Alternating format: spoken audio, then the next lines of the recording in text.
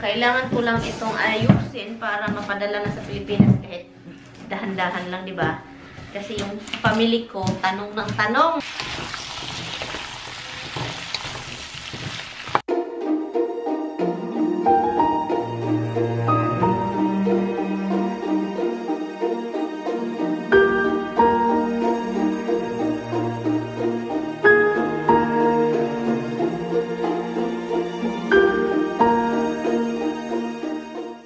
Hi guys, good morning. A very stressful morning. Pero good morning pa rin sa inyong lahat dyan sa Pinas. Good morning. At saka dito sa kung saan man kayong sulok ng mundo nanonood. So, but ito yung mukha ko. Stress na mukha. At saka ang sakit ng ulo ko kaninang umaga. Pagbangon ko, sakit.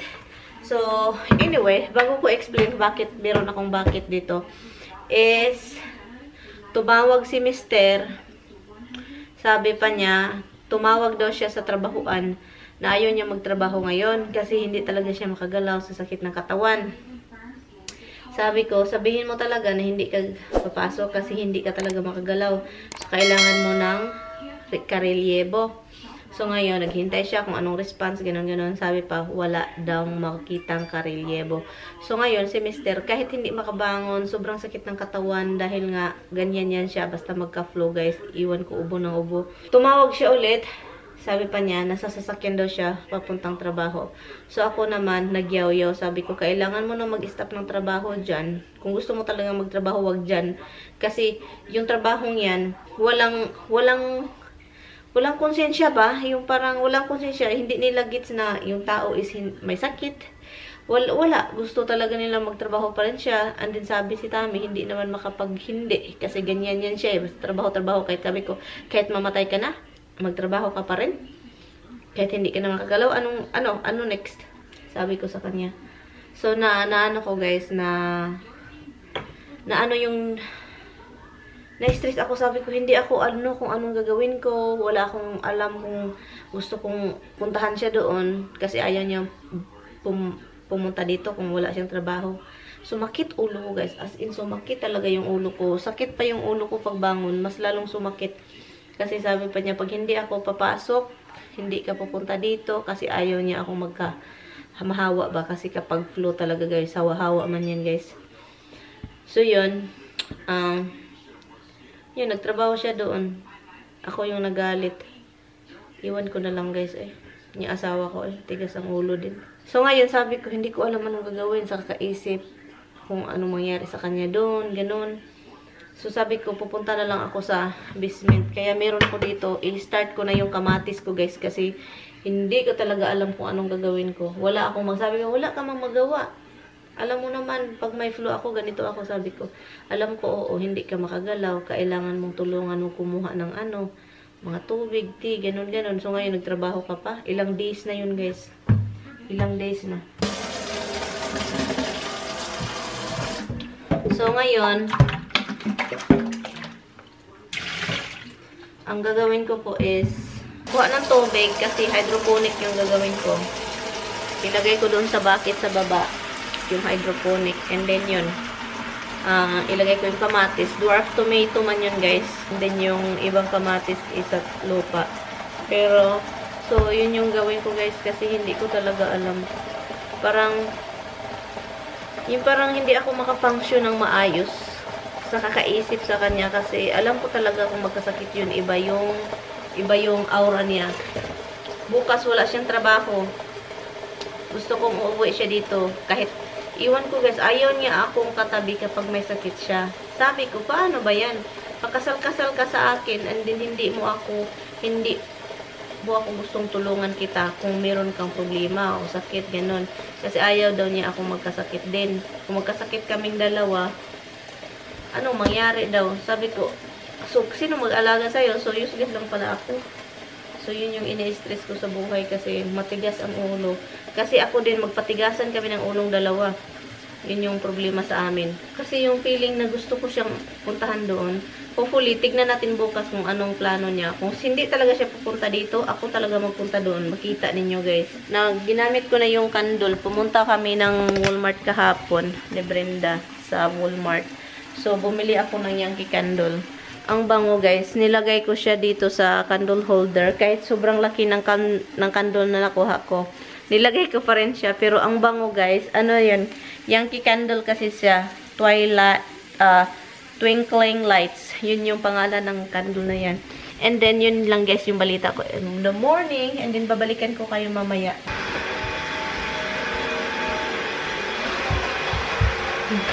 Natagalan ako, guys, sa pagbablog kasi po yung kapatid ni Mister tumawag, and ang tagal-tagal ng usap namin, ang tagal-tagal, grabe. So ngayon, sinabi ko kay Tami yung plano ko about sa eBay. Sinabi ko sa kanya. So sabi niya, okay, pero you have to let me know kung ano yung ibenta ko raw. So ngayon, ang agenda ko ngayong umaga. And ipakita ko sa inyo, guys, yung tomato na inano ko, yung tomato. Look. So sana po mabubuhay po sila dito. Look, tomato. Hydroponic po ito, guys. Mayroong tubig sa ilalim po nito. Tubig. And hydroponic everything. This is silly. Maliit lang nga siya. Yun, ito siya, hydroponic. Dwarf tomato po yun, guys. Yan. Dwarf tomato. Ang dito, hindi ko nilagyan kasi ito yung parang measurement ko kung gaano ano yung tubig. Nag-start na bulak yung natin, string beans. Lagyan ko siya ng stick para hindi siya matumba kasi papayat-payat na. Ay, kamates. Sana magkabunga ka. Sana din itong mga meron pa doon para sa lupa yun. And so ngayon, ang gagawin ko dito, babang dito tayo sa basement. Maghanap po ako, guys, ng mga radio, mga ibinta. Ano to, magagamit pa ba ito? Cassette, I think ito tuning. I think this is electric or battery. Ito, itry ko itong ibinta. Pero guys, ipakita ko sa inyo mamaya kung ano yung nakolekta ko dito sa basement. I'm sure talagang ito siya. So, magkolekta lang ako dito and then ipakita ko sa inyo kung ano yung mga nakolekta ko para ibenta, and then maghanap lang ako ng lugar dito na doon ko ilagay yung mga ibibenta ko. So yun yung agenda ko, and then itong mga posters, ko din ito siya, guys. Picturean ko kasi siya, kailangan ko siyang i-collect and then i-picture ko. Itong mga DVD, ibenta ko din ito, pagpilian ko lang ito. And so yun yung ganap ng buhay ko ngayon, guys. I think ito, I don't know kung ibenta ko to, guys. Ikuli ko lang siya and then ipakita ko kay Mr. Great music from the movies. Binta. Na-stress kay Tami. Alam nyo na kung bakit. Ibinta ko to.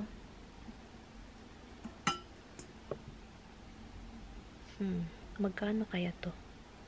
Magkano kaya yan? Ito, hindi ko ito ibinta. Kasi stainless steel po yan. Kailangan lang linisin. Yan. Kasi magalit yun si Tami kapag galawin ko yan. Hindi ko kaya. Hindi ko na kinaya yung ulo ko. Itong mga mangga na nabili ko, sana okay. May mga problema man siya, eh. Bakit may mga problema? Hindi ko siya kinakain kapag malaki yung problema sa mangga. Problemado itong mangga. Yung utak ko is kahit saan-saan na napunta.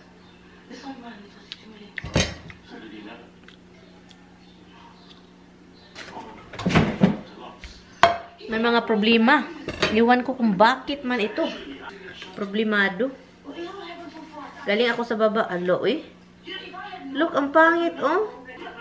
What a waste of money. Ito siya, okay siya. Okay.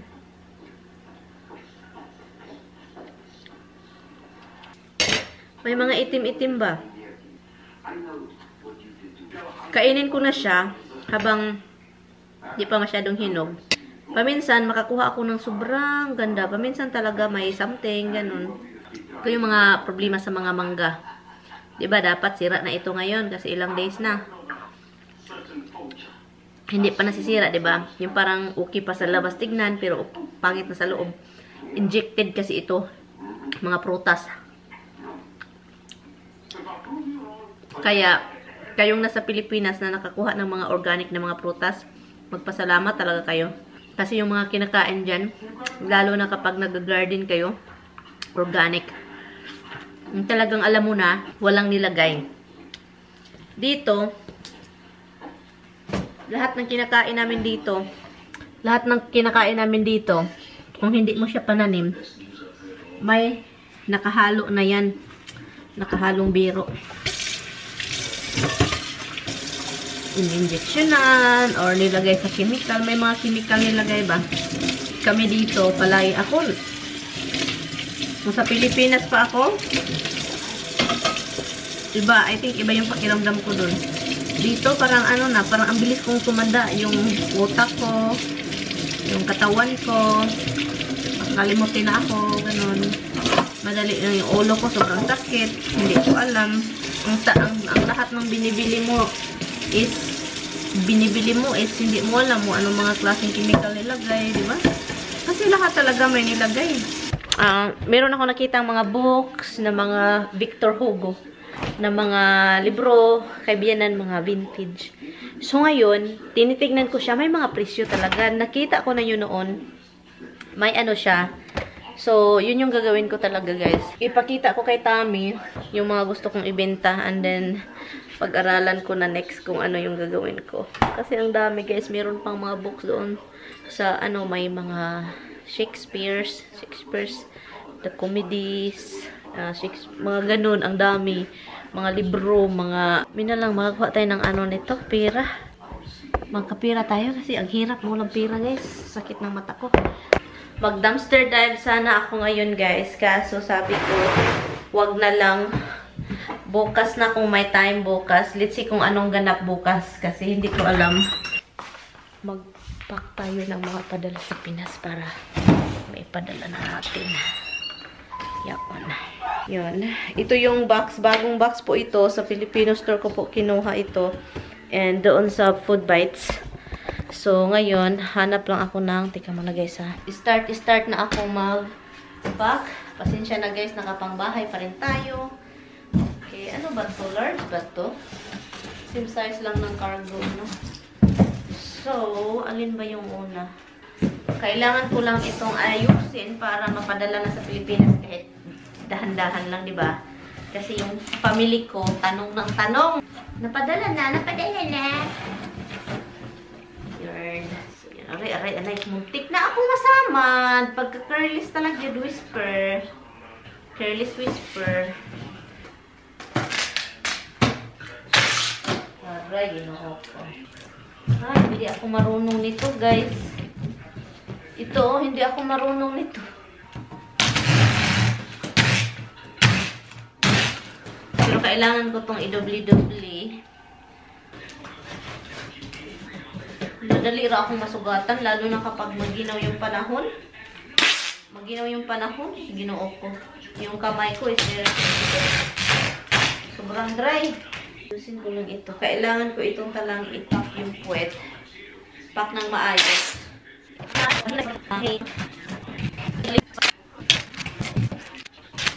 Oh.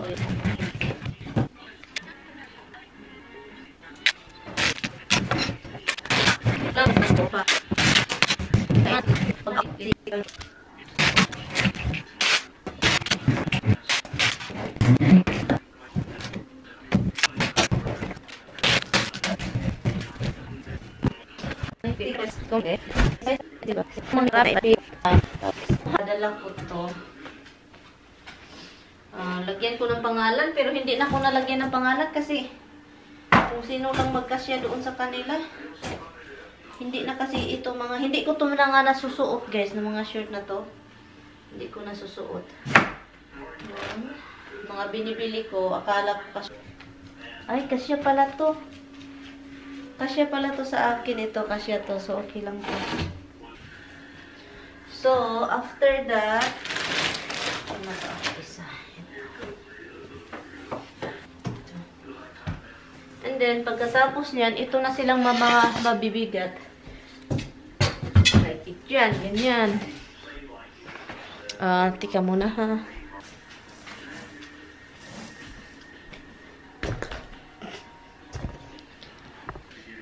So, ngayon, itong mabibigat, stand ko lang or kailangan kong lagyan ng tape.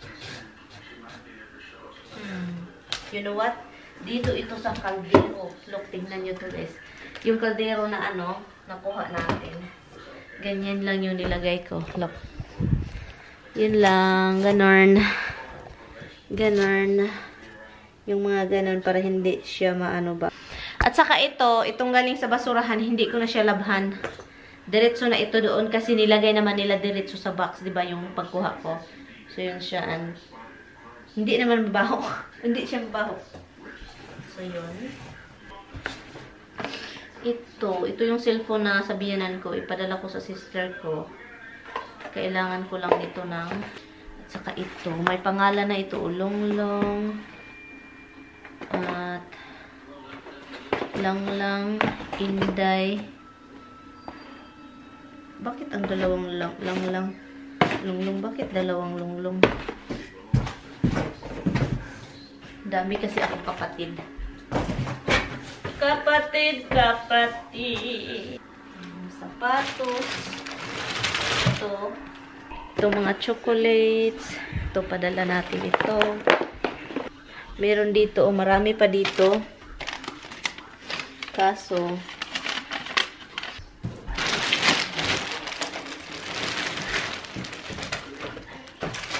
ito, para kay Papa.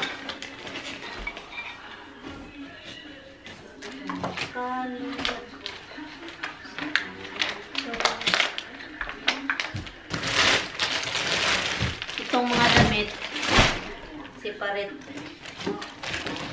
Mga bag. Ito. Kailangan ko pa bumili ng mga shampoo.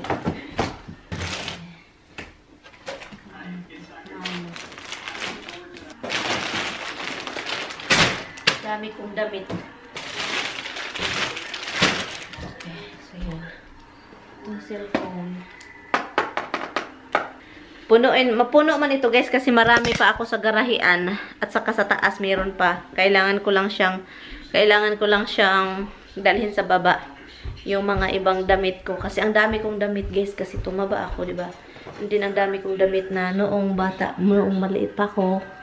Yun na yung mga pinamigay ko. So cooking this guys, yung cabbage at saka itong kalbasa. So, yun lang. Igisa ko lang ito, guys. And then, yun. Para meron tayong makain na gulay. Ayaw ko na yung meat. Meat tayo ng meat. So, yun. At saka, yung aso, hinihintay ko lang kasi andun sila sa labas.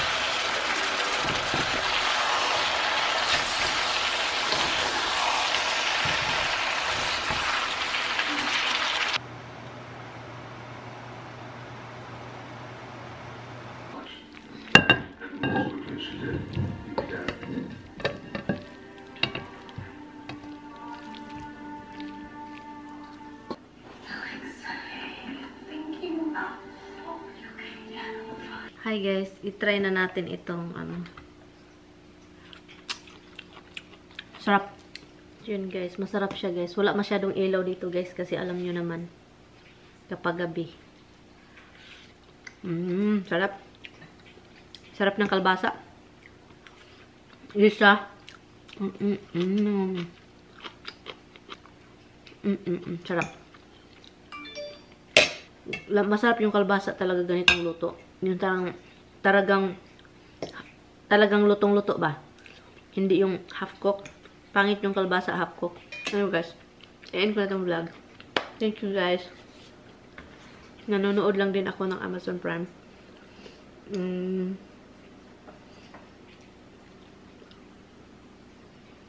Yun.